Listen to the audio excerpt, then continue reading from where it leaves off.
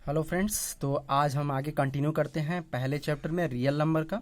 ठीक है, तो आज थर्ड डे है, तो आगे कंटिन्यू करते हैं।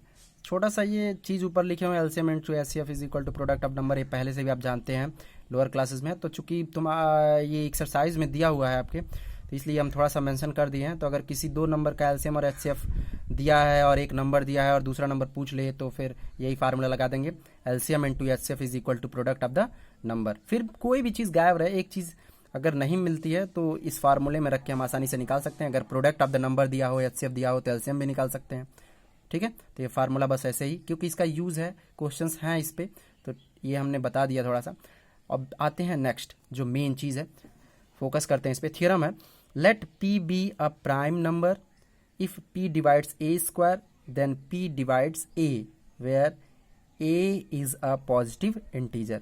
मतलब p एक प्राइम नंबर है अगर p a स्क्वायर को डिवाइड कर देता है, मीन्स a स्क्वायर का, अगर a स्क्वायर का एक फैक्टर p है तो a का भी एक फैक्टर p ही होगा। ठीक है, और a कोई पॉजिटिव इंटीजर है।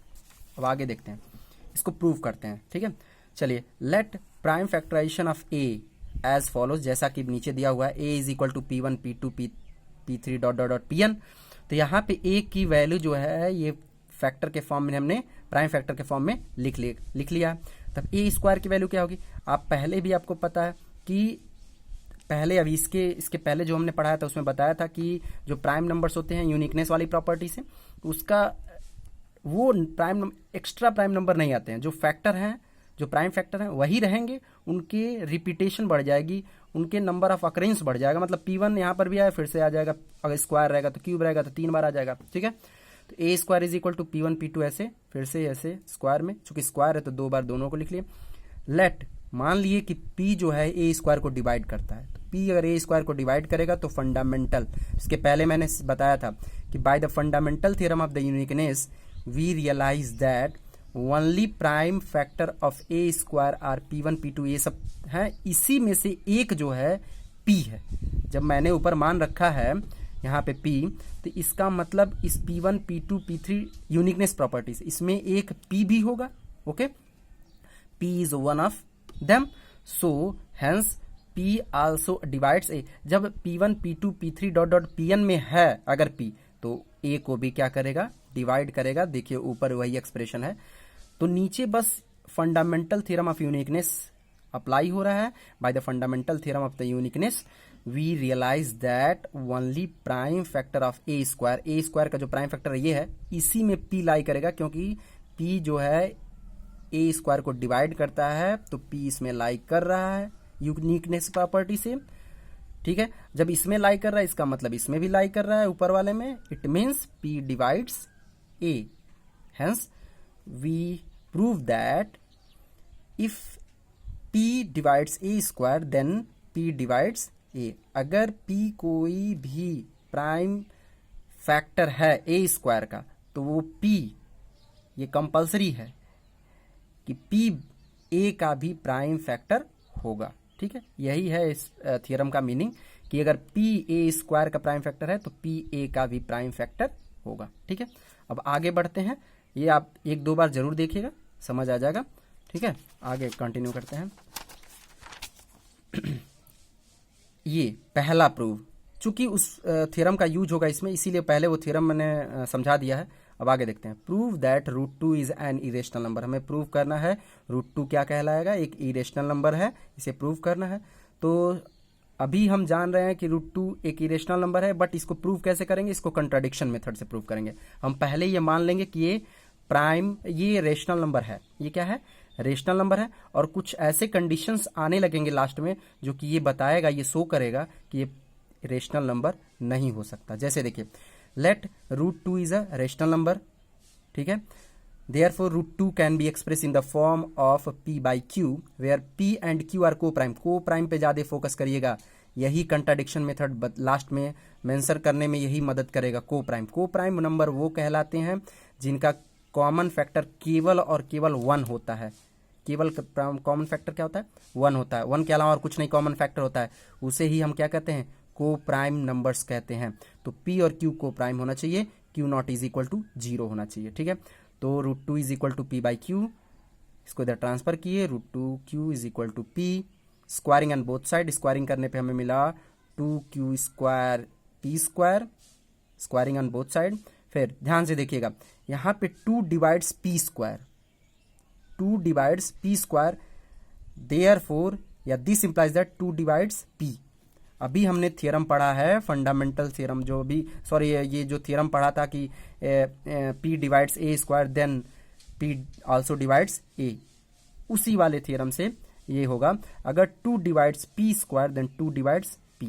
ओके, तो 2 डिवाइड्स p, तो इसका मतलब ये हो गया कि p की वैल्यू कोई भी हम मान सकते हैं 2 के मल्टीपल के फॉर्म में, तो हमने मान रखा है 2p is equal to 2x। हमने क्या माना, p is equal to 2x, मतलब 2 डिवाइड्स p मतलब 2 का कोई ना कोई मल्टीपल होगा p, तो इसलिए p is equal to 2x। Squaring on both side, दोनों साइड में हमने क्या कर दिया, स्क्वायर कर दिया, यहाँ पे लिख दे सकते हैं squaring on both side, squaring on both side, ठीक है, स्क्वायरिंग ऑन बोथ साइड। अब देखिए ध्यान से, यहां पे हो गया पुट दिस वैल्यू, यहां से क्या p square is equal to 4x square है, इसी वैल्यू को हम क्या करेंगे, इक्वेशन नंबर 1 में हमने पुट कर दिया, तो 2q square is equal to 4x square हो गया। इक्वेशन नंबर 1 में पुट करा मैंने, पुट दिस वैल्यू, ये वैल्यू हमने इक्वेशन नंबर 1 में पुट करा है, तो 2q square is equal to 4x square हो गया, 2 2 जा 4, मतलब q square is equal to 2x square, q square की वैल्यू क्या आ गई 2x स्क्वायर, याद रखिएगा q स्क्वायर की value 2x square. It means क्या यहां से मतलब निकला, यहां से ये निकला कि नाउ वी कैन से या we can see 2 divides q square. यहाँ पे देखिए, यहाँ पे ध्यान दीजिए, यहाँ पे देखिए 2 डिवाइड्स q स्क्वायर।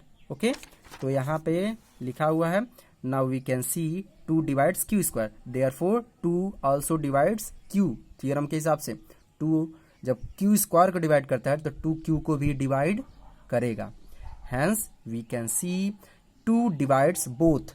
हमने देखा यहाँ पे देखिए 2 डिवाइड्स q और ऊपर हमने लिखा है 2 डिवाइड्स p, इसका मतलब ये निकला कि 2 p और q दोनों को डिवाइड करेगा, 2 divides both p and q, therefore 2 is a common factor, common factor 2 मिल गया, हैंस इट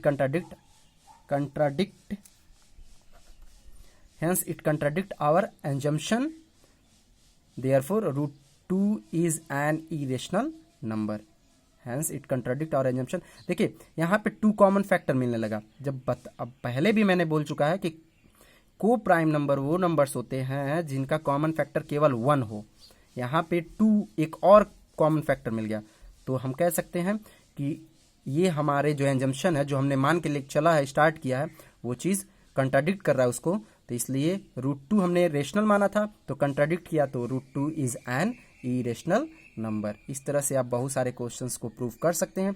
सेम वे में जैसे √3 रहेगा तो 3 को लेके दिखाएंगे, √5 रहेगा तो √5 को लेके दिखाएंगे, जैसे यहाँ पे 2 था वहाँ पे 3 हो जाएगा, यहाँ 5 हो जाएगा, और कुछ नहीं, सारी चीज़ यही पैटर्न यही फॉलो होगा, स्टेप्स भी यही फॉलो होंगे, बस नंबर चेंज हो जाएगा। ठीक है, okay, thanks, bye, take care, practice कर। हेलो दोस्तों, तो मुझे पूरी उम्मीद है कि आपको जो भी चीज़ें समझाए गए होंगी पूरी तरह से समझ में आई होगी। अगर फिर भी कोई दिक्कत होती है तो हमें कमेंट सेक्शन में ज़रूर बताइएगा, और वीडियो को 2 बार 3 बार देखिए ताकि अच्छे से समझ आ जाए, और फीडबैक देना मत भूलिए, ज़रूर फीडबैक दीजिए ताकि हमें पता चले कि आपको सारी चीज़ें समझ में आई हैं कि नहीं आई हैं। ठीक है, तो आप फीडबैक ज़रूर दीजिएगा, और जो भी प्रॉब्लम होती है कमेंट सेक्शन में हमें बता दीजिएगा, उसको सॉर्ट आउट किया जाएगा। Okay, thanks, bye.